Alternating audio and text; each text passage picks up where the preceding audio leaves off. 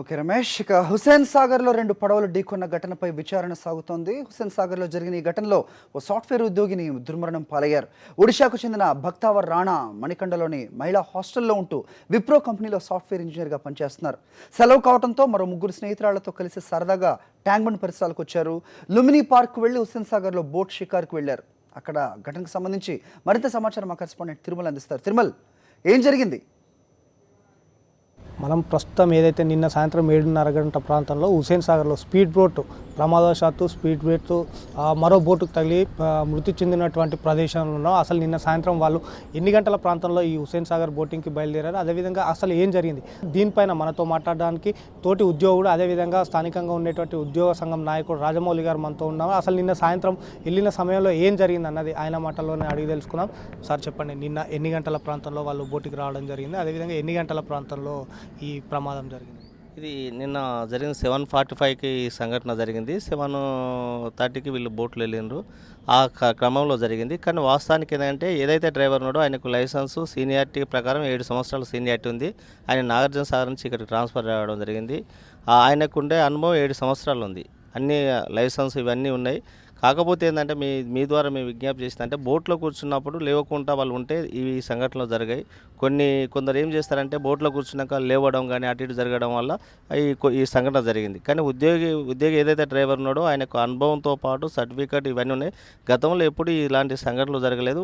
సాధ్యమంత వరకు మా అధికారులు సుధా వారానికి ఓసారి కౌన్సిలింగ్ ఇవన్నీ జరుగుతుంటాయి. మా అధికారులు ఎప్పటికీ అన్ని బోట్లను వెరిఫై చేస్తూనే ఉంటారు. ప్రాంతంలో ఈ స్పీడ్ బోట్లో బయలుదేరారు, అదేవిధంగా ఏ టైంకి ఇది ఏ రకంగా ప్రమాదం జరిగింది? ఇది 7:45కి జరిగింది సార్. ఇది ఏ బోట్లో బయలుదేరారు? ఇదే స్పీడ్ బోట్లో జరిగింది.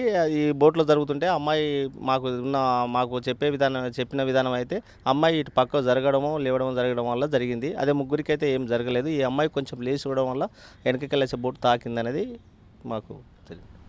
మనం ఇక్కడ స్పష్టంగా చూస్తున్నాం, ఏదైతే ప్రయాణికులు బోటింగ్కి వెళ్ళేటప్పుడు అదేవిధంగా బోట్లో కూర్చున్న తర్వాత తగిన జాగ్రత్తలు వాళ్ళు కూడా పాటిస్తేనే ఇటువంటి ప్రమాదాల నుంచి పూర్తిగా అరిగట్టవచ్చు అని చెప్తున్నారు. అదేవిధంగా ఎవరైతే ఆరోపణలు ఎదుర్కొంటున్నటువంటి డ్రైవరు 7 సంవత్సరాల అనుభవం ఉన్నటువంటి డ్రైవర్, అతని తప్పిదం కానీ అతని నిర్లక్ష్యం కానీ ఏమాత్రం లేదు.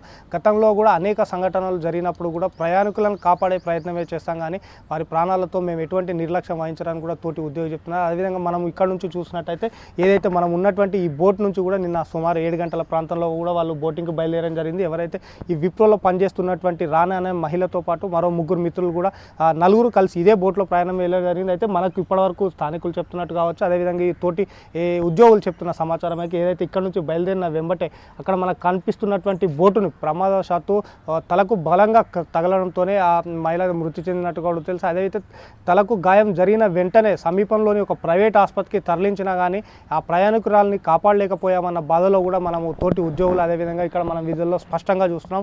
ఈ బోటుకు సంబంధించిన డ్రైవర్లతో పాటు తమ సహచార డ్రైవర్కి జరిగిన అన్యాయం పట్ల ఆవేదన వెలగక్కడమే కాకుండా నిత్యం ఇక్కడ హుస్సేన్ సాగర్లో ఎంతోమందిని మేము బోటింగ్కు తీసుకెళ్లేటువంటి ఈ ప్రయాణికులు ప్రాణాలు కోల్పోవడం వల్ల కూడా మనం వాళ్ళ ముఖాల్లో స్పష్టంగా చూడవచ్చు.